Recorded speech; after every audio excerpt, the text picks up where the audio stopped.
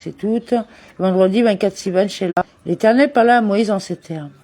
Parle aux enfants d'Israël et dis-leur, à votre arrivée dans le pays où je vous conduirai. À votre venue vers le pays. La venue dont il est question ici a une signification différente de celle des autres venues, dont parle la Torah. Il est écrit pour toutes les autres, quand tu viendras, ou quand vous viendrez. De sorte que l'on peut déduire un enseignement de l'une de ces formulations aux autres. Étant donné que le texte spécifie à l'occasion de l'une d'elles, Devarim 26.1, que l'obligation qu'elle édicte n'entrera en vigueur qu'après la conquête et l'établissement dans le pays. Ainsi en est-il de toutes, tandis qu'il est écrit de celle-ci, à votre venue, de ce qui veut dire dès qu'ils y seront entrés et qu'ils mangeront de son pain. Ils seront tenus de la misbah de la chala, Sifri. Lorsque vous mangerez du pain de la contrée, vous en prélèverez un tribut au Seigneur. Comme prémisse de votre pâte, vous prélèverez un gâteau en tribut à l'instar du tribut de la grange, ainsi vous le prélèverez. Primeur de votre pâte, quand vous aurez pétri la même quantité que votre pâte telle que vous avez l'habitude d'en pétrir dans le désert Hérovine 83A et B. Et quelle est cette quantité? Il mesurera au homère, un homère par tête, chez Mot 16 et 18, c'est-à-dire le volume de 43 œufs de poule et 1/5. Vous prélèverez de ces prémices, c'est-à-dire avant de manger la première portion, les prémices. Il en sera pris un morceau comme prélèvement pour Hachem.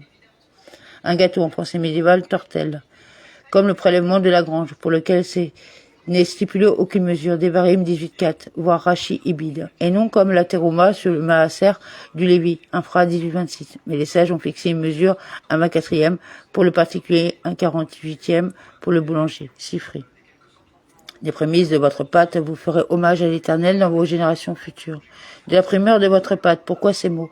Étant donné qu'il est écrit plus haut qu'en primeur de votre pâte, verset 20. Je pourrais entendre par là la première de vos pâtes. Dans sa totalité, aussi est-il écrit de la primeur de votre pâte, à savoir une partie, mais pas la totalité, Sifri. Vous donnerez à Hachem un prélèvement, puisqu'il n'a pas été stipulé de mesure pour la chala, le texte indique, vous donnerez. Il faut qu'il y ait de quoi la considérer comme un don. Si par suite d'une erreur vous n'observez pas tous ces commandements que l'Éternel a communiqués à Moïse, et lorsque vous agissez par mégarde et ne faites pas, l'interdiction de l'idolâtrie est une mitzvah parmi toutes celles dont la transgression crée pour la communauté l'obligation d'offrir un taureau. Mais le texte fait ici exception à la règle et impose un taureau comme Mola et un bouc comme Ratat, Sifri. Et lorsque vous agissez par mégarde, le texte parle-t-il ici de l'interdiction de l'idolâtrie ou bien du mitzvah quelconque parmi toutes les autres? Étant donné qu'il ajoute toutes ces mitzvot-là. Il s'agit d'une mitzvah qui équivaut à toutes les autres, de même que celui qui transgresse toutes les mitzvot. Rompt le joug du royaume céleste, viole l'alliance et falsifie l'écriture. De même s'agit-il ici d'une mitzvah pour laquelle on rompt le joug, on viole l'alliance et on falsifie l'écriture. Et quelle est-elle? L'idolâtrie, Sifri.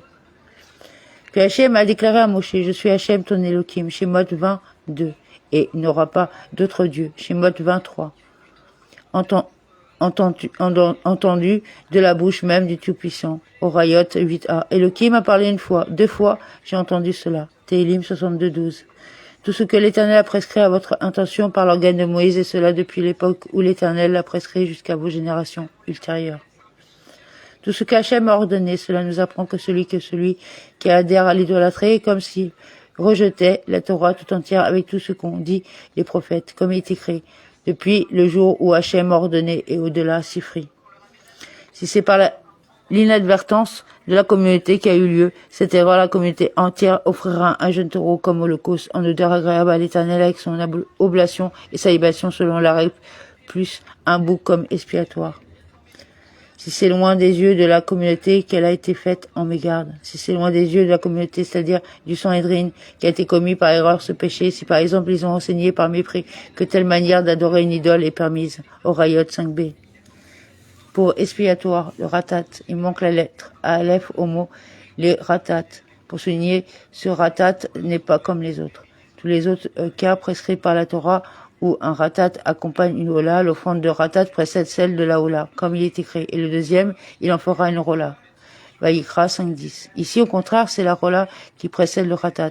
Horayot 13a, Zevarim 90b.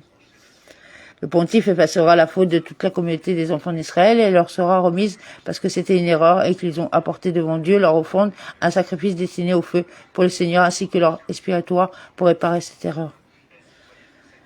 apporteront leur offrande sacrifice par le feu, Iché, à Hachem, celui dont il est question dans le texte, à savoir le taureau à offrir en Ola, comme il est écrit, Iché à Hachem, Yevamot 9a, Sifri. Et leur respiratoire, Ratat, c'est le bouc. Et il sera pardonné à toute la communauté des enfants d'Israël et à l'étranger qui séjourne parmi eux, car l'erreur a été commune à tout le peuple. Amen.